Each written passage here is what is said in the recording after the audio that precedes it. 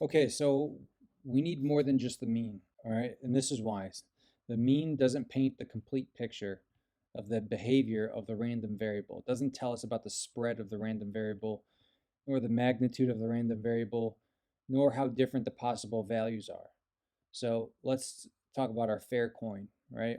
Our random variable, the fair coin, tails is -1, heads is 1, the mean is 0. All right, now let's do a new mapping for that fair coin.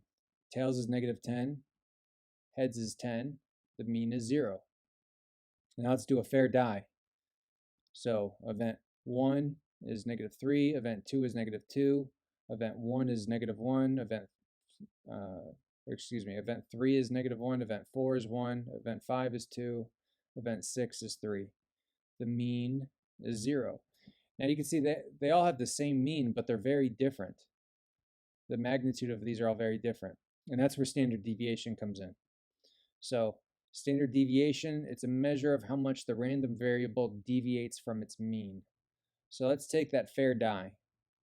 Let's say event 1 maps to 1, event 2 maps to 2, event 3 maps to 3, and so on. This gives us a mean of 3.5. All right, so let's look at this. We're going to take the event and we're going to subtract the mean and we're going to square that. That gives us our variation.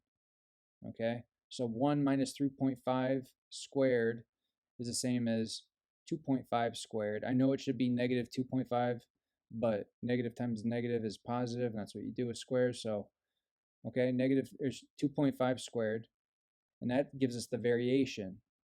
And then we multiply that by the probability, and because it's a fair die, the probability is 1/6. And then you sum up all of that to get the variance, or the mean, right? So the square root of that variance is 1.7, and that's the standard deviation. Standard deviation is the square root of the summation of all of this right here. All right, so we're going to do a couple examples. So squaring the difference of the random variable and its mean, the squaring gives the benefit of removing negative numbers. However, it skews the numbers, so large variations have a geometrically large impact on the variance. Okay, we don't want to have that skewing effect, so we take the square root of the variance to get the standard deviation. This measures the spread of the random variable from its mean.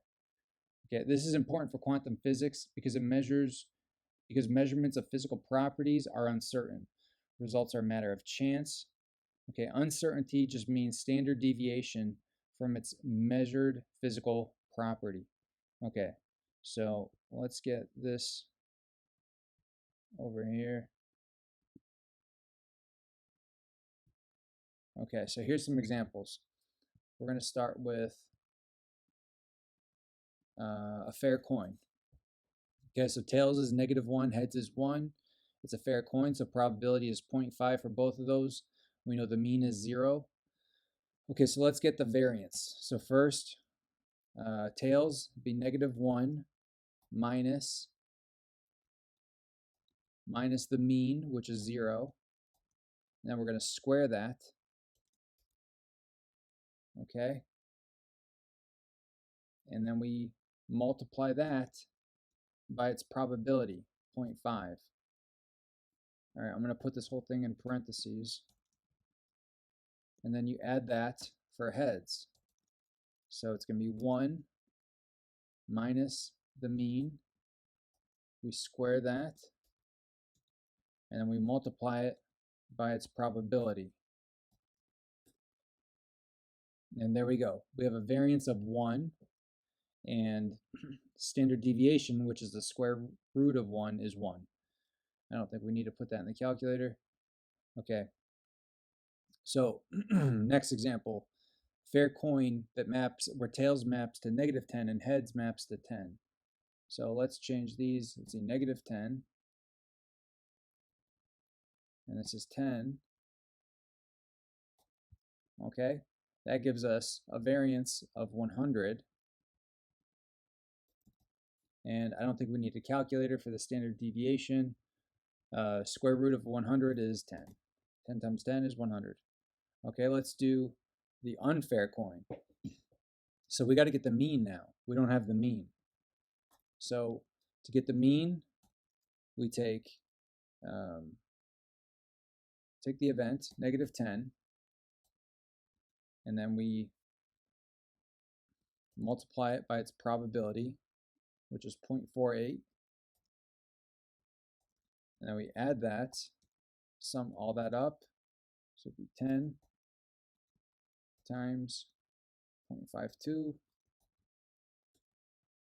We got 0.4 is the mean. Okay. So now we're going to get the variance. Negative 10 minus the mean, which is 0.4. We square that.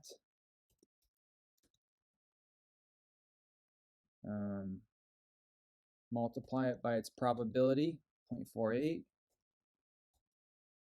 And we add that to the next one. 10 minus the mean,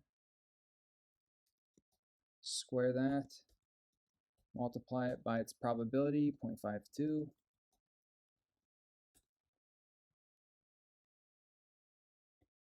And there we go. That gives us a variance of 99.84. And then we're going to square root that. And there we go. That gives us the standard deviation. Was it 9.9, right?